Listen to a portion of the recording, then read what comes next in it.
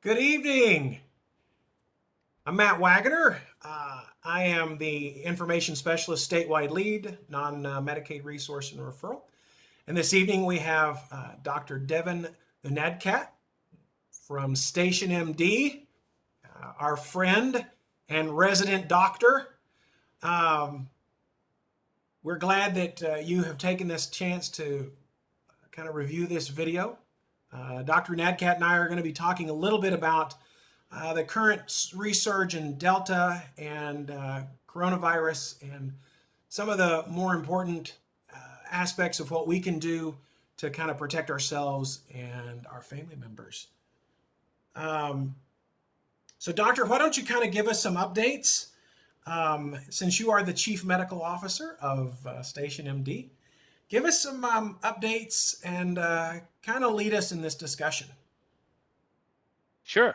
Thanks for having me, Matt. This is a great opportunity to hopefully talk to as many people as possible and get the message out about COVID and the new variant that's out there, the Delta variant.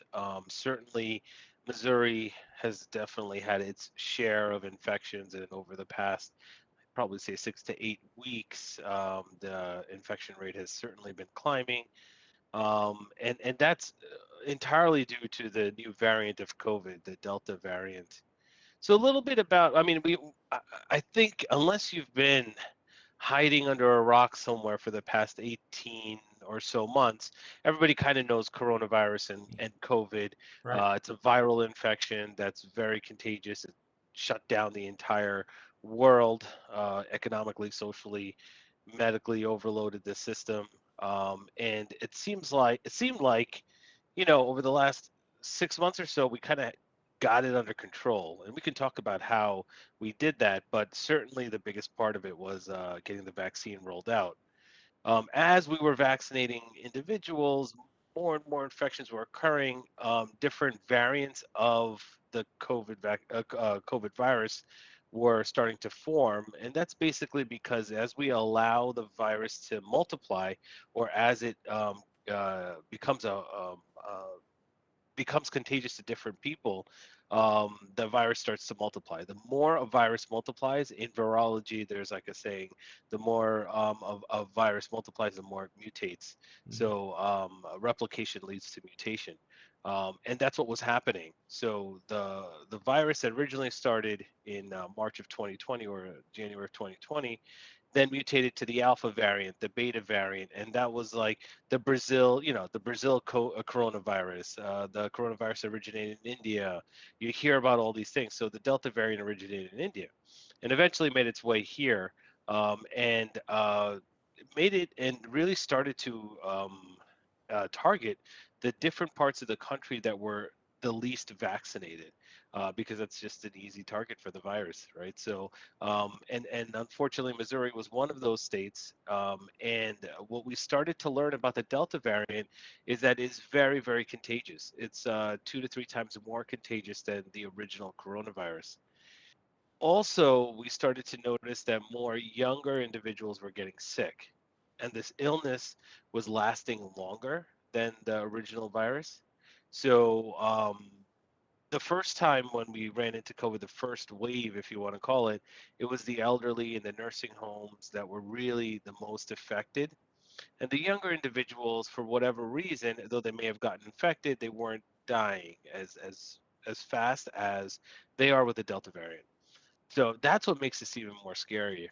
And also, just like the first wave, local hospitals in these states are now becoming more and more overwhelmed. Resources are being utilized. I just read some articles about ventilators and oxygen being on short demand in certain states. And in fact, when I talk to my colleagues that work throughout basically the Sun Belt states and the Midwest, where coronavirus is definitely at its peak, I'm hearing a lot of really sad stories that were similar to what I currently practice in New York, right outside of New York City, very similar to what we were experiencing in March of 2020, April and May, where all of our resources were getting overwhelmed. Mhm. It's really sad to see that happen.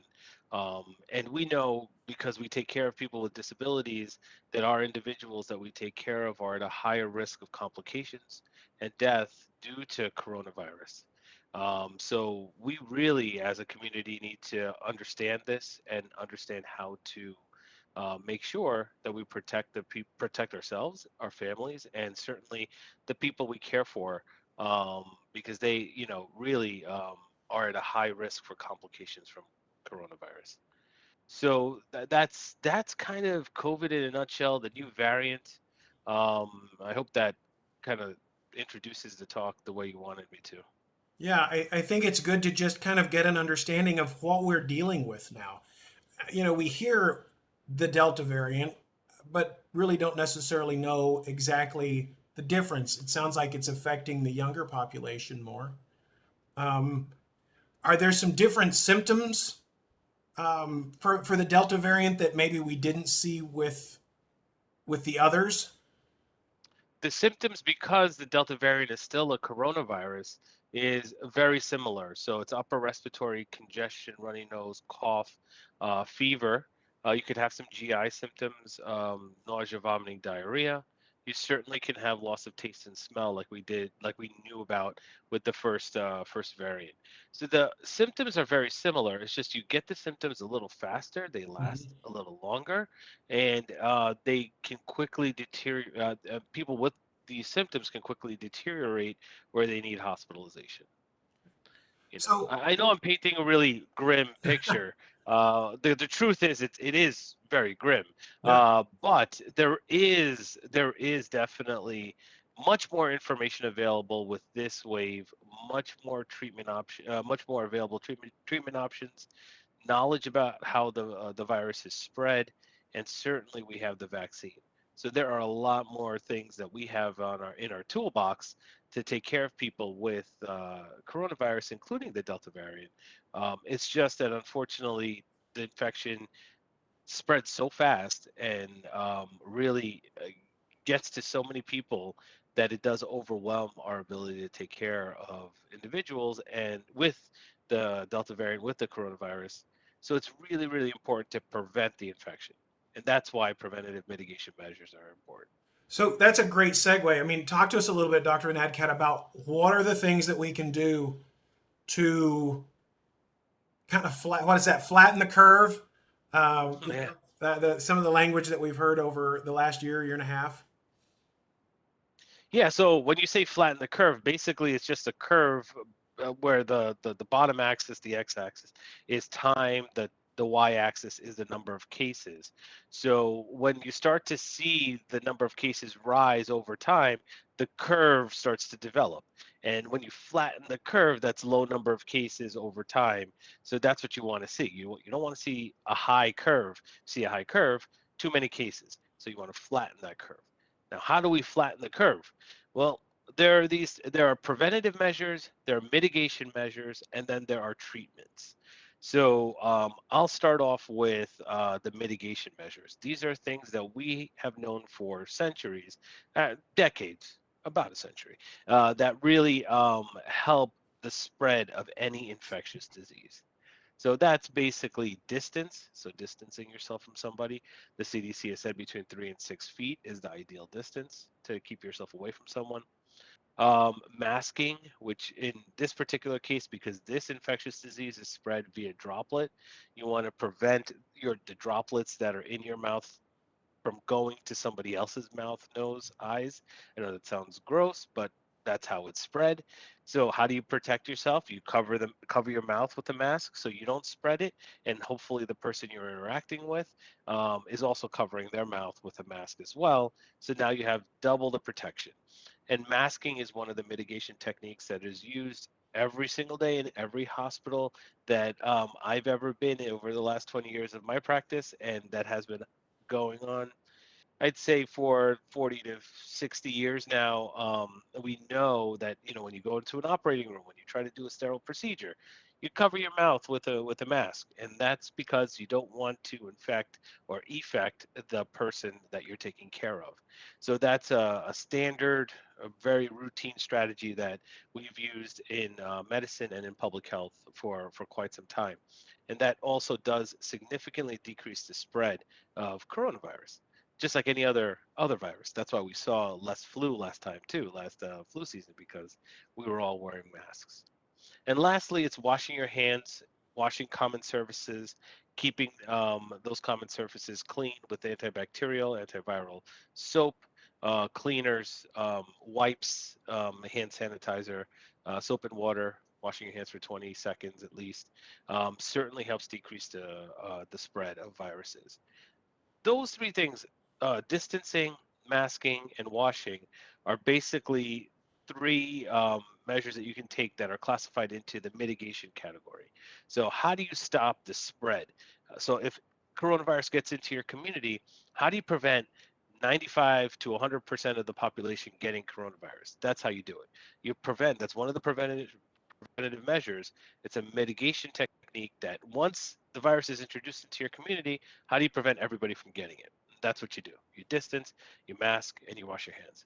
That's why when we had nothing else, all we knew were these techniques, we had to shut down the country because that's all we really had. Now, after 6 months or so, 6 months to a year of doing these mitigation techniques, the scientific community has come out with the vaccines. Three different vaccines that have been approved for emergency use access. Pfizer just gained the FDA approval last week, and that really gives us a way to prevent infection, prevent spread, and actually stop the replication of this virus. Remember, replication leads to mutation. So more mutation, different types of virus, more outbreaks. So how do you stop that? Let's not even allow this to get into our community. The way you do that is to vaccinate. Okay. And we have this tool that we did not have in March of 2020. So that's what makes this fourth wave a little bit more depressing, is that we really had this tool available. It just didn't get out in time to help everybody in Missouri and the surrounding states prevent this fourth wave from occurring. But the quicker we get people vaccinated, the less this virus is going to take over life. And we no longer will need to continuously use these mitigation techniques because the virus is not even in our community to begin with. You only use mitigation techniques when it's already in the community. When Mm. it's not there, it may be nice to wear a mask, and yes, you should still wash your hands. And maybe you want to stay 6 feet away from me, but you don't have to. You can actually be a little closer. So that's the key here. Vaccinate as many people as possible, so the virus is no longer in the community. Continue using the mitigation techniques until enough of the population is vaccinated that you don't need to do that anymore. And then we can go back to somewhat normalcy, right? I mean, that's how you get back to normal. That's why everybody's been stressing the vaccine so much. And I know there's a lot of questions about the vaccine, how was it developed so fast and how efficacious it is. And I know we've done a few talks about this, and hopefully people have heard those. I'm happy to go into that if you think Yeah. that I think that's a needs great. to. I think that's great because yeah, we do have some questions. I think people have questions about the vaccine because maybe they're uncertain, and and some of them are. We've got a couple here. People are seriously wondering. If I get the vaccine, is it going to cause me to be magnetic? Am I going to be magnetized?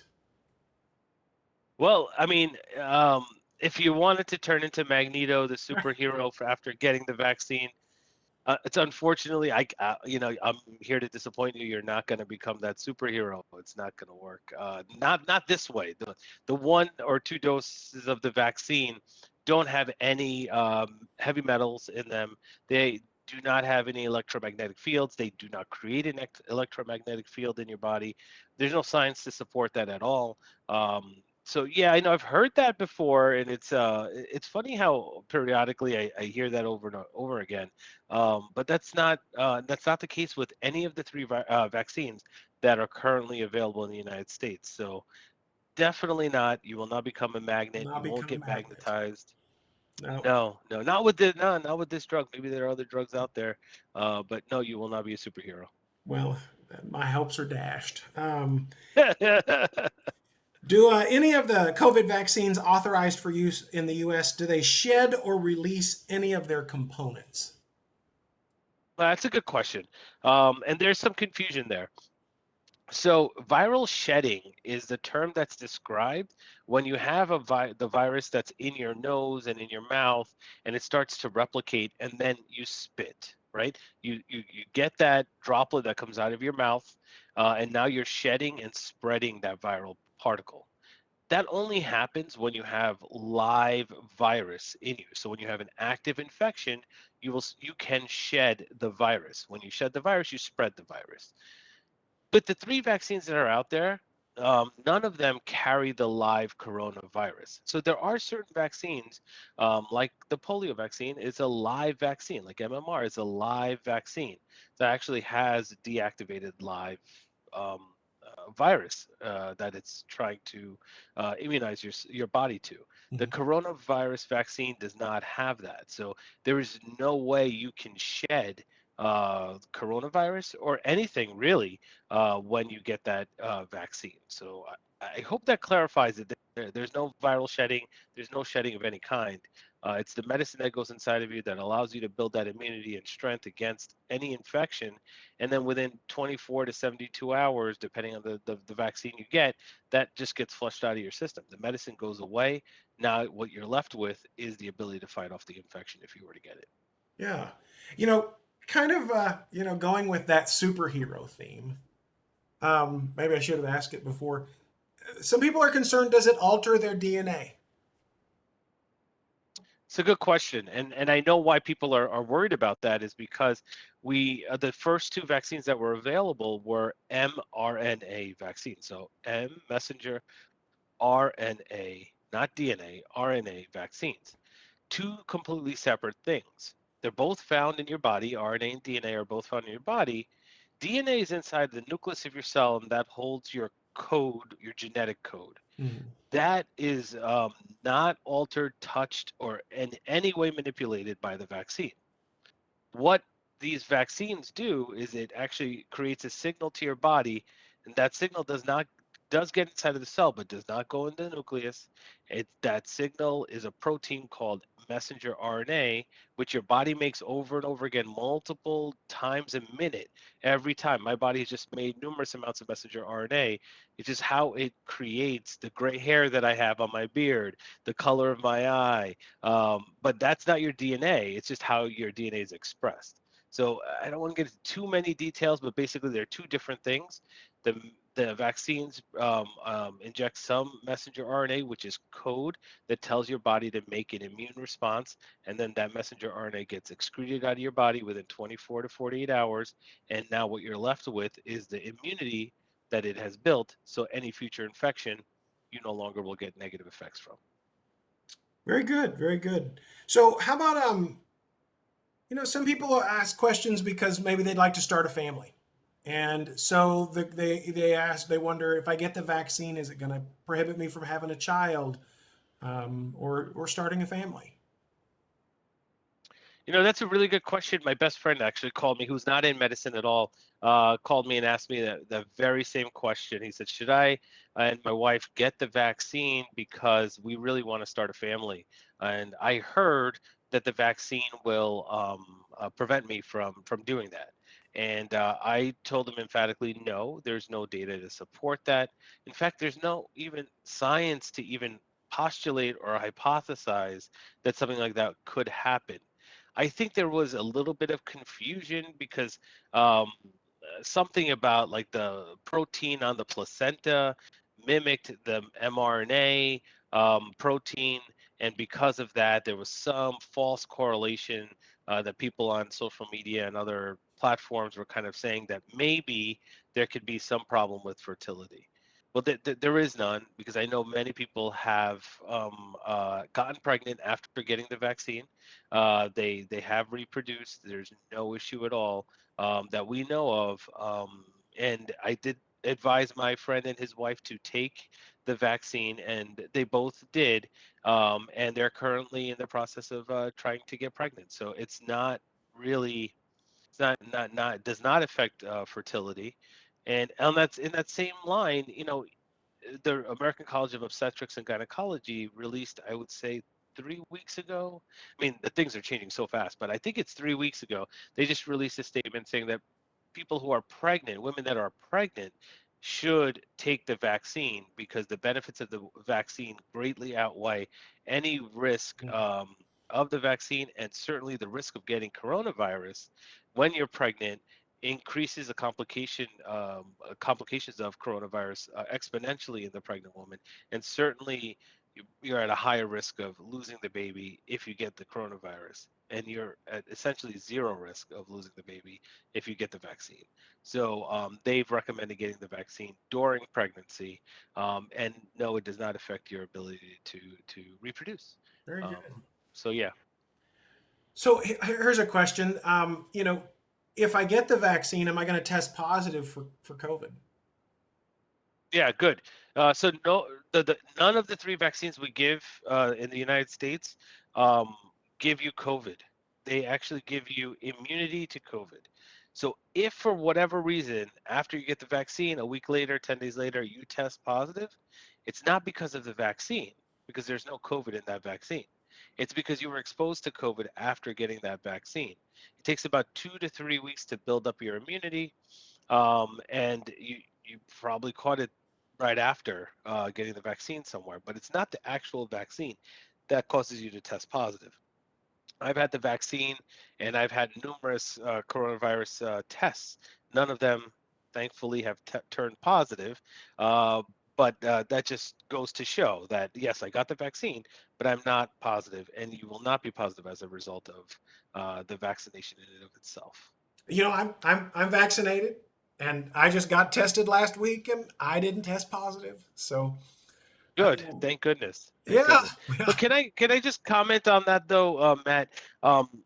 Just because you've gotten the vaccine does not mean that you will not get COVID. Mhm. So to clarify, why do we vaccinate people? Why is vaccination recommended? It's recommended because vaccination reduces serious effects of coronavirus, reduces hospitalization and death. Very, very well, like 98% protective against death and hospitalization. That is why vaccination is recommended, not because we want to prevent you from getting the sniffles or the cold or a small cough. That you can potentially get infected from coronavirus after getting the vaccination, but you will, if I had to bet money, you will not be hospitalized as a result. I won't bet money that you won't get coronavirus, because you can, Mhm. but you just won't get as sick, and not sick enough to get into the hospital, and not sick enough to die from COVID. So that's why we vaccinate. I think that's a really important distinction to make. We give the vaccine not so you don't feel lousy for a day or two. We give it so you don't die. So big difference there. So I just want to make sure that people understand that you can test positive after. It's because you were infected with coronavirus, that the vaccine itself does not prevent that, but it will prevent, and this is the most important thing, it'll prevent you from having serious complications and death as a result of the virus. Very good. So as we're closing, kind of finishing up, closing down, talk to us a little bit about maybe long-term side effects of the vaccine. Yeah, definitely. There's a lot of talk about long-term side effects of the vaccine. So you only know long-term side effects of any particular drug if it's been around for a long time. That's how you know long-term side effects. That's the only way to know. And we know that the vaccine has been around for about 8 months, probably a year, a little over a year, if you look at when the studies first started. So I can't tell you with 100% confidence that there are no long-term side effects. That's the honest truth. Nobody can say that until you wait 20 years. And then you can look back and be like, okay, yeah, maybe this caused this or not. It's hard to make those correlations 20 years from getting a vaccine or any drug. So I can tell you in the past, what we have noticed is if there are any, the scientific community has noticed any drug that comes out, specifically vaccines, that are utilized, if it were to cause serious long-term side effects, those side effects were noted within the first 3 months. Some people say, some articles say 2 months of that administration of that drug.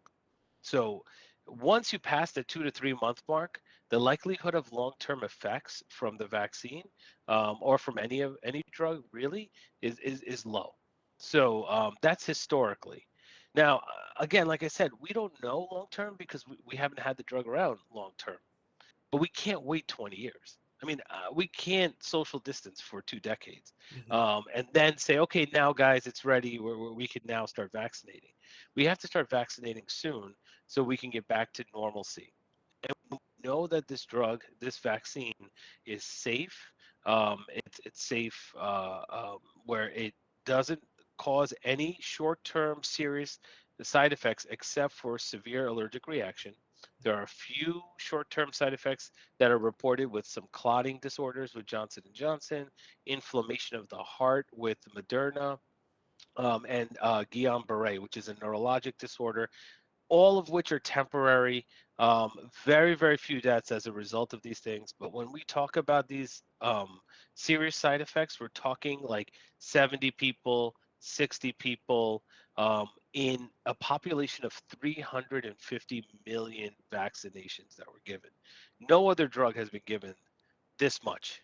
And to have such few side effects, we can literally say that this is one of the safest drugs out there. I mean, that benefit and risk ratio is not found in any drug. I'm talking Tylenol causes more side effects than that. So, we go to the doctor and take antibiotics like, without asking a question at all. In fact, go in expecting antibiotics many times.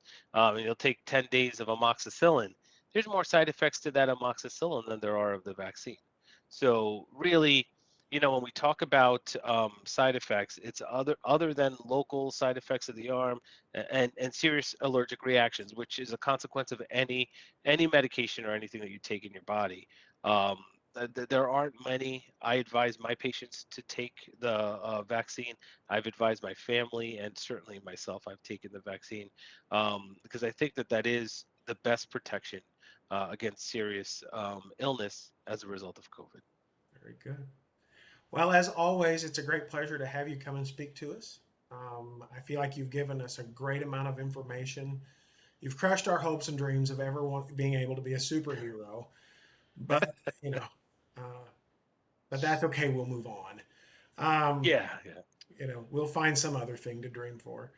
Um, but we appreciate you, Dr. Nadcap, very much. We appreciate the partnership that the division has with StationMD and all the support that you give to the individuals that we support and taking time out of your busy schedule to come visit with us. So we look forward to Of being course. able to get back together again and talk about things further. Wonderful. Thanks, man. Thanks for having me. Thank you. Take care. Bye.